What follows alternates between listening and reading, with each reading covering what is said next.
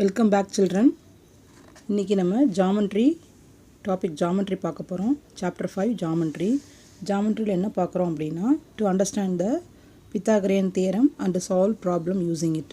பித்தாகரன் theorem இருக்கு இல்லையா, Pythagoras தியரமை எப்படி யூஸ் பண்ணுறது, அதை யூஸ் பண்ணி எப்படி சம்ஸை நம்ம சால்வ் பண்ணுறது அப்படின்றத இந்த சாப்டரில் பார்க்கலாம். The Pythagorean theorem or simply Pythagoras theorem, named after the ancient Greek mathematician Pythagoras, is one of the most famous and celebrated theorem in mathematics. இப்போ என்ன அப்படின்னா, இந்த பித்தாகரஸ் மேத்தமெட்டிஷியன் இருக்கார், பித்தாகரஸ்னு அவரை கண்டுபிடிச்சதுனால இந்த தியரமுடைய பேர் பித்தாகரஸ் தியரம்னு நமக்கு நேம் வந்தது. அவர் பித்தாகரியன், அவர் கண்டுபிடிச்சதுனால இந்த தியரத்தோட பேர் பித்தாகரஸ்னு வந்தது. மேத்தமேட்டிக்ஸில் பார்த்தீங்க அப்படின்னா முக்கியமான தியரமாக இதை நம்ம செலிப்ரேட் பண்ணுறோம். இப்போ இந்த தியரம் பார்த்தீங்க அப்படின்னா ப்ரூவ்ட் இன் நியூமரஸ் வேணும், நிறைய வழிகளில் இதை ப்ரூவ் பண்ணியிருக்கோம். இந்த ப்ரூஃப் பார்த்தீங்க அப்படின்னா ஜாமெட்ரிக்கல் அண்டு அல்ஜிப்ரா மெத்தட்ஸ்லையும் நம்ம ப்ரூவ் பண்ணியிருக்கோம். எப்போ ப்ரூவ் பண்ணியிருக்காங்க அப்படின்னா thousands of yearsக்கு முன்னாடியே இந்த தியரத்தை ப்ரூவ் பண்ணியிருக்காங்க. Next statement of theorem. இந்த ஸ்டேட்மெண்ட் ஆஃப் தியரம் என்னென்னு பார்க்கலாம். இன் ரைட் ஆங்கிள் ட்ரையாங்கிளில் இப்போ நம்ம எடுக்கிற ட்ரையாங்கிள் பார்த்திங்கன்னா ரைட் ஆங்கிள் ட்ரையாங்கிள். இந்த ட்ரையாங்கிளில் the square on the hypotenuse is equal to the sum of the squares on the other two sides அப்படின்னு சொல்கிறாங்க. இது ரெண்டும் ப்ரூவ் ஆயிடுச்சு அப்படின்னா அது ரைட் ஆங்கிள் ட்ரையாங்கிள் அப்படிங்கிறாங்க. சரிங்களா? இப்போ இவங்க என்ன சொல்கிறாங்கன்னா ஸ்டேட்மெண்ட்டில் ஒரு ரைட் ஆங்கிள் ட்ரையாங்கிள் எடுத்துக்கிறோம். பாருங்கள், இதான் ரைட் ஆங்கிள் ட்ரையாங்கிள்னு எப்படி நம்ம ஃபைண்ட் அவுட் பண்ணுறது? இங்கே பார்த்தீங்கன்னா எல் ஷேப் இருக்கு இல்லைங்களா, சிஏஏபி எல் ஷேப்பில் இருக்கு இல்லையா, அங்கே பார்த்தீங்கன்னா எல் ஷேப்பில் இருந்தால் அங்கே 90 டிகிரி. சரிங்களா? இது 90 டிகிரி. ஸோ எந்த ஒரு ட்ரையாங்கிள் 90 டிகிரி கண்டெயின் ஆகிருக்கோ அந்த triangle right angle triangle. So நம்ம ஒரு ரைட் ஆங்கிள் ட்ரையாங்கிள் எடுத்துக்கிறோம். இந்த ரைட் ஆங்கிள் ட்ரையாங்கிளில் அடுத்து என்ன சொல்கிறாங்கன்னா ஸ்கொயர் ஆன் த ஹைபாட்டன்யூஸ் அப்படின்னு சொல்கிறாங்க. ஹைபாட்டன்யூஸ்னு கொடுத்துருக்காங்க இல்லைங்களா, அந்த ஹைபாட்டன்யூஸ்னால் என்ன அப்படின்னா, இந்த ட்ரையாங்கிளில் 3 சைட்ஸ் இருக்கு இல்லையா, அந்த 3 சைட்ஸில் பெரிய சைடு இருக்கு பாருங்கள், லார்ஜஸ்ட் சைடு. இது பார்த்தீங்கன்னா பிசி தான் லார்ஜஸ்ட் சைடு. ஸோ இதுதான் நமக்கு ஹைபாட்டன்யூஸ். பிசிங்கிறது ஹைபாட்டன்யூஸ். அந்த சைடுடைய என்ன மெஷர் இருந்தாலும் சரி அது என்ன பண்ணணும், ஸ்கொயர் பண்ணணும். ஸ்கொயர் பண்ணும்போது நமக்கு ஒரு ஆன்சர் வரும் இல்லைங்களா, அந்த ஆன்சர் எதுக்கு ஈக்குவலாக இருக்கும் அப்படின்னா is equal to the sum of the squares on the other two sides. இந்த சின்ன சைடு 2 சைடு இருக்கு இல்லைங்களா, அந்த 2 சைடு நம்ம என்ன பண்ணணும், தனித்தனியாக ஸ்கொயர் பண்ணி ஆட் பண்ணணும். ஸோ அந்த 2 தனித்தனியாக ஸ்கொயர் பண்ணி ஆட் பண்ணும்போது வரக்கூடிய ஆன்சரும் இந்த ஹைபாட்டன்யூஸ் தனியாக ஸ்கொயர் பண்ணி வரக்கூடிய ஆன்சரும் எப்படி இருக்குமா, ஈக்குவலாக இருக்குமா. ஸோ அதுதான் இந்த தியரத்துடைய ஸ்டேட்மெண்ட்டு. பாருங்கள், in triangle ABC BC square இருக்குங்களா, பிசி ஸ்கொயர்னால் அந்த ஹைபாட்டன்யூஸ் ஸ்கொயர், அதை ஸ்கொயர் பண்ணும்போது நமக்கு என்ன கிடைக்கும், AB square plus AC square. 2 சைடையும் நம்ம 2 சின்ன சைடையும் நம்ம என்ன பண்ணணும், ஸ்கொயர் பண்ணி 2 ஆட் பண்ணணும். ஆட் பண்ணும்போது இந்த பிசி ஸ்கொயர் நமக்கு கரெக்டாக கிடச்சிரும். ஸோ இதுதான் statement of theorem. Next visual illustration பார்க்கலாம். இந்த ஸ்டேட்மெண்ட், அதாவது ஸ்டேட்மெண்ட் ஆஃப் தியரம் பித்தாகரஸ் தியரத்துடைய விஷுவல் இல்லுஸ்ட்ரேஷன் பார்க்கலாம். இப்போ இந்த பிக்சர் பாருங்கள், இது ஒரு ரைட் ஆங்கிள் ட்ரையாங்கிள். இதில் 3 சைட்ஸ் இருக்கு இல்லையா, ஒரு சைடு மெஷர் 3, இன்னொரு சைடு 4, அகைன் அனதர் சைடு 5. சரிங்களா? இந்த பிக்சர் பார்த்துக்கோங்க. இதுக்கு என்னங்கிறத இங்கே கொடுத்துருக்காங்க பாருங்கள். The given figure contain a triangle of sides of measure 3 units, 4 units and 5 units. Next என்ன சொல்கிறாங்கன்னு பாருங்கள். In the figure, the sides of measure 3 units and 4 units are called the legs or sides of the right angle triangle. அதாவது இந்த ட்ரையாங்கிளில் சின்ன sides இருக்கு இல்லைங்களா, 3ம் 4ம் small சைட்ஸு. அந்த 2 small சைட்ஸை நம்ம என்னென்னு சொல்லலாம், லெக்ஸு அல்லது சைட்ஸ்ன்னு சொல்கிறோம். சரிங்களா? ரைட் ஆங்கிள் ட்ரையாங்கிளுடைய லெக்ஸ் ஆர் சைட்ஸ்ன்னு சொல்லலாம். சின்னதாக இருக்கிற சைட்ஸை மட்டும்தான் நம்ம இதை சொல்ல முடியும். அடுத்து the side of measure 5 units is called hypotenuse. இந்த 5 இருக்கு இல்லைங்களா, அது நம்ம என்னென்னு சொல்கிறோம், ஹைபாட்டன்யூஸ்னு சொல்கிறோம். Recall that the hypotenuse is the greatest side in a right angle triangle. Right angle ட்ரையாங்கிளில் மிகப்பெரிய சைடு, கிரேட்டஸ்ட் சைடு அப்படிங்கிறத நம்ம என்னென்னு சொல்கிறோம், இங்கே ஹைபாட்டன்யூஸ் அப்படின்னு சொல்கிறோம். இந்த ஸ்டேட்மெண்ட்டில் என்ன சொல்கிறாங்கன்னு பாருங்கள். ஸ்கொயர் ஆன் த ஹைபாட்டன்யூஸ் சொல்கிறாங்களா. ஹைபாட்டன்யூஸ் அப்படின்னா என்ன, கிரேட்டஸ்ட் சைடுடைய ஸ்கொயரு. சரிங்களா? இதில் பாருங்கள், கிரேட்டஸ்ட் சைடு 5 தானே. அப்போ என்ன பண்ணுறோம், நம்ம 5 ஸ்கொயர் பண்ணலாமா. 5 ஸ்கொயர் பண்ணும்போது பாருங்கள் 5 × 5. அப்போ நமக்கு என்ன பண்ணணும், நம்ம அதில் லெஃப்ட் சைடில் இந்த ஹைபாட்டன்யூஸ் ஸ்கொயரை பண்ணிக்கிறோம் 25. அடுத்து என்ன சொல்கிறாங்கன்னு பாருங்கள், இந்த இடத்துல equal to the sum of the squares on the other two sides. other two sides அப்படிங்கிறது நம்ம லெக்ஸ்ன்னு எடுத்துக்கிறோம். இப்போ இங்கே other two sides என்னென்ன இருக்குது, 3ன்னு ஒரு சைடு இருக்குது, 4ன்னு ஒரு சைடு இருக்குது. அப்போ ரெண்டையும் என்ன பண்ணணும், ஸ்கொயர் பண்ணணும். 3 ஸ்கொயர் பண்ணும்போது 3 × 3, 4 ஸ்கொயர் பண்ணும்போது 4 × 4, அப்போ 3 × 3 9, 4 × 4 16. ஸோ இந்த வந்து ரைட் சைடில் பாருங்கள் 9 + 16 இருக்கா. ஸோ ரெண்டையும் ஆட் பண்ணும்போது நமக்கு என்ன கிடைக்குது, 25 கிடைக்குது. அப்போ லெஃப்ட் சைடும் ரைட் சைடும் நமக்கு எப்படி இருக்குது, ஈக்குவலாக இருக்குது. அப்போ இந்த ஸ்டேட்மெண்ட் வந்து ப்ரூவ் பண்ணிட்டோம் நம்ம. அப்போ இந்த ஸ்டேட்மெண்ட் அகைன் இது என்னென்னு பார்த்துடலாமா. இன்னும் ரைட் ஆங்கிள் ட்ரையாங்கிளில் the square on the hypotenuse is equal to the sum of the squares on the other two sides. Right angle ட்ரையாங்கிளில் எப்போவுமே ஹைபாட்டனியூஸ் ஸ்கொயர் பண்ணும்போது வரக்கூடிய ஆன்சரும் அதர் டூ சைட்ஸ் ஸ்கொயர் பண்ணி ஆட் பண்ணி வரக்கூடிய ஆன்சரும் எப்படி இருக்கும், கட்டாயமாக ஈக்குவலாக இருக்கும். மெஷர் எது வேணால் கொடுக்கலாம், நமக்கு இது வந்து ப்ரூவ் பண்ணக்கூடிய தியரம் தான் அது. Next converse of Pythagoras theorem. Converse of Pythagoras theorem என்னென்னு பார்க்கலாம். If in a triangle the square on the greatest side is equal to the sum of the squares on the other two sides, then the triangle is right angle triangle.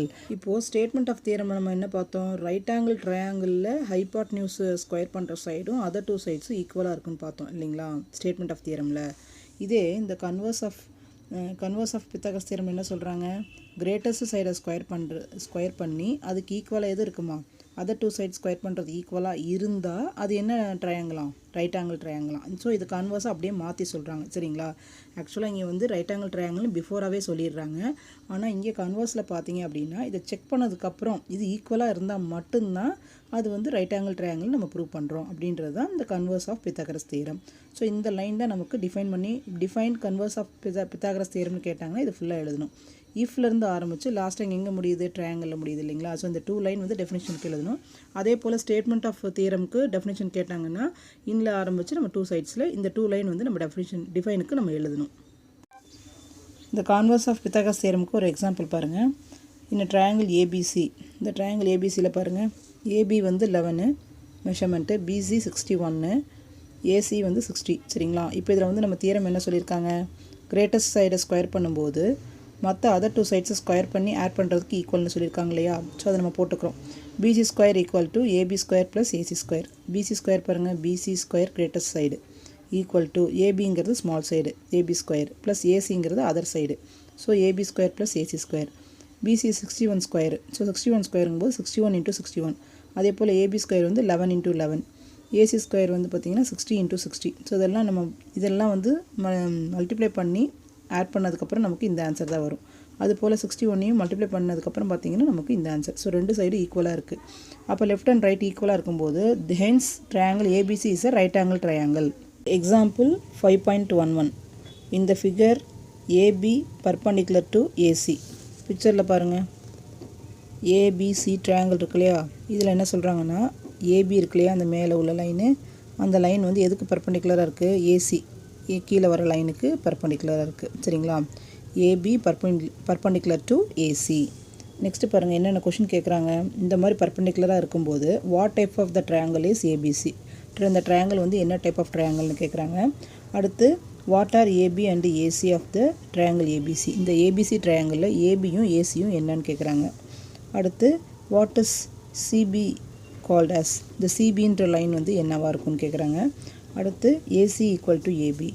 ஏசியும் ஏபியும் அந்த ரெண்டு லைனும் ஈக்குவலாக இருந்தால் what is the measure of the angle B and angle C. AC பாருங்கள், AC இருக்கு இல்லைங்களா, அந்த ஏசி லைனும் ஏபி லைனும் ஈக்குவலாக இருந்தால் ஆங்கிள் பியும் ஆங்கிள் சியும் என்னவாக இருக்கும்னு கொஷின் கேட்குறாங்க சரிங்களா. இதில் என்னென்ன கொஷின் இருக்குது, what type of triangle ABC, இந்த ட்ரையாங்கிள் என்ன டைப்புன்னு கேட்குறாங்க. அடுத்து வந்து ஏபி சைடும் இந்த ஏபி சைடும் ஏசி சைடும் என்னென்னு கேட்குறாங்க. அடுத்து வந்து சிபின்ற சைடு என்னவாக இருக்கும்னு கேட்குறாங்க.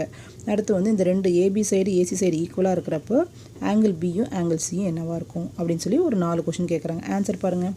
ஃபஸ்ட் கொஷின் ஆன்சர் பாருங்கள். In triangle ABC is a right angled. இது வந்து ரைட் ஆங்கிள். ஏன் அப்படின்னா அது பர்பண்டிகுலராக இருக்குது பார்த்தீங்களா. பர்பண்டிகுலராக இருக்கும்போது 90 டிகிரி வருது இல்லையா. ஸோ அதனால் இது வந்து ரைட் ஆங்கிள் ட்ரையாங்கிள். அப்போ எப்போ ரைட் ஆங்கிள் ட்ரையாங்கிள்னு வரும், 90 டிகிரி வரும்போது ரைட் ஆங்கிள் ட்ரையாங்கிளாக இருக்கும். அது இல்லாமல் பர்பண்டிகுலராக அது வரும்போது மட்டும்தான் ரைட் ஆங்கிள் ட்ரையாங்கிள். பர்பண்டிகுலராக 90 டிகிரி வந்து அது ஃபார்ம் ஆகிருக்கு அப்படின்னா அது ரைட் ஆங்கிள் ட்ரையாங்கிள். எந்த இடத்துல, அட் ஏன்ற இடத்துல அது வந்து 90 டிகிரி ஃபார்ம் ஆகிருக்கு, அதனால் இது ரைட் ஆங்கிள் ட்ரையாங்கிள். அடுத்து வந்து AB and AC are legs of the triangle ABC. Already நம்ம சொல்லியிருக்கோம். ஸோ வந்து பெரிய சைடு வந்து நம்ம கிரேட்டஸ்ட் சைடு வந்து ஹைபாட்டன்யூஸ்னு சொல்லியிருக்கோம். அந்த அதர் டூ சைட்ஸ் நம்ம என்னென்னு சொல்லியிருக்கோம், லெக்ஸ் ஆர் சைட்ஸ்னு சொல்லியிருக்கோம். அப்போ ஏபி அண்ட் ஏசிங்கிறது என்னென்னு சொல்லலாம், லெக்ஸ் ஆஃப் ட்ரையாங்கிள் ஏபிசின்னு சொல்லலாம். அடுத்து CB side is called hypotenuse. பெரிய சைடு இருக்கு இல்லைங்களா சிபி, அது வந்து ஹைபாட்டன்யூஸ் நம்ம சொல்லிடுறோம். அடுத்து என்ன சொல்லியிருக்காங்க, ஏசி ஏபிங்கிற ரெண்டு சைடும் ஈக்குவலாக இருக்கிறப்போ மெஷர் என்ன வரும், பி ஆங்கிளும் சி ஆங்கிளும் என்ன வரும்னு கேட்குறாங்க. இப்போ கவனிங்க, ஆங்கிள் பியும் ஆங்கிள் சியும் ஆட் பண்ணும்போது நமக்கு என்ன வரணும், 90 டிகிரி வரணும். ஏன்னா இதில் இருக்கிற வந்து ஹையஸ்ட் ஆங்கிளே பார்த்தீங்கன்னா 90 டிகிரி. அப்போ ஆங்கிள் பி ஆங்கிள் சியும் ஆட் பண்ணும்போது 90 டிகிரி. இப்போ இதில் எதுலேருந்து கொண்டு வரோம் அப்படின்னா, and equal angles are opposite to equal sides. Sides ஈக்குவலாக இருந்தால் அதனுடைய ஆங்கிள்ஸ் எப்படி இருக்கும், ஈக்குவலாக இருக்கும் அப்படின்றது ஒரு பாயிண்ட் இங்கே வருது. சைட்ஸ் ரெண்டும் ஈக்குவலாக இருக்குது, ஏபி சைடும் ஏசி சைடு ஈக்குவலாக இருக்குது. அப்போ அதனுடைய ஆங்கிள்ஸ் எப்படி இருக்கும், இந்த பின்ற ஆங்கிளும் சின்ற ஆங்கிளும் ஈக்குவலாக இருக்கும். ஆனால் இங்கே ஈக்குவல்னு ஏபி இந்த சைடு ரெண்டு ஈக்குவல்னு கொடுத்ததுனால இது 90 டிகிரி நம்ம கொண்டு வரோம், ரெண்டு ஆங்கிள் 90 டிகிரின்னு கொண்டு வரோம். ஆக்சுவலாக ஈக்குவலாக இருக்கணும். அப்போ ஈக்குவலாக இருக்கணும், 90லேருந்து பாதி நம்ம எடுத்துக்கிறோம். அப்போ 90/2 அது பாதி எடுக்கும்போது நமக்கு என்ன கிடைக்குது, 45. அப்போ ஒரு ஆங்கிள் எவ்வளோ டிகிரி இருக்குது, பீன்ற ஆங்கிள் 45 டிகிரி, ஆங்கிள் சியும் 45 டிகிரி. நெக்ஸ்ட் சம் பாருங்கள், 5.12. Can a right triangle have sides that measure 5 cm, 12 cm and 13 cm? ஒரு ட்ரையாங்கிள் ஃபார்ம் பண்ணுறதுக்கு 3 சைட்ஸ் கொடுத்தாச்சு. இந்த ட்ரையாங்கிள் வந்து ரைட் ஆங்கிள் ட்ரையாங்கிளா இல்லையான்னு ஃபைண்ட் அவுட் பண்ணணும். எதை ப்ரூவ் பண்ணணும், பித்தாகரஸ் தியரத்தை நம்ம ப்ரூவ் பண்ணணும். ஸோ சொல்யூஷன் பாருங்கள், take a equal to 5. Small side ஏன்னு எடுத்துக்கிறோம், அனதர் ஸ்மால் சைடு பின்னு எடுத்துக்கிறோம். அந்த பெரிய சைடு இருக்கு இல்லைங்களா, அதை வந்து நம்ம சின்னு எடுத்துக்கிறோம். ஸோ ஏபிசின்னு எடுத்துக்கிட்டோம். அடுத்து பாருங்கள், தியரம் பாருங்கள், இந்த square of the hypotenuse is equal to the square of the other two sides, sum of the squares of the other two sides அப்படிங்கிறப்ப நம்ம இந்த ஃபார்மெட் எழுதிக்கிறோம். C square equal to A square plus B ஸ்கொயர்னு எழுதிக்கிறோம். C square பண்ணும்போது 13 square, ஏ square வந்து 5 square, B square 12 square. 13 square பண்ணும்போது 169, 5 square பண்ணும்போது 25, 12 ஸ்கொயர் பண்ணும்போது 144. அதாவது 2 டைம்ஸ் போட்டு மல்டிப்ளை பண்ணி போடணும். எல்லாம் பக்கம் மல்டிப்ளை பண்ணி போட்டதுக்கப்புறம் பாருங்கள், லெஃப்ட் சைடும் பார்த்தீங்கன்னா 169, right side 169. So therefore, by the converse of Pythagoras theorem, the triangle with given measurement is a right angle triangle. அப்போ given measurement வச்சு நம்ம Pythagoras theorem வந்து ப்ரூவ் பண்ணும்போது நமக்கு என்ன கிடச்சிருக்கு, left and right side ஈக்குவலாக இருக்குது. So it is a right angle triangle. Thank you children.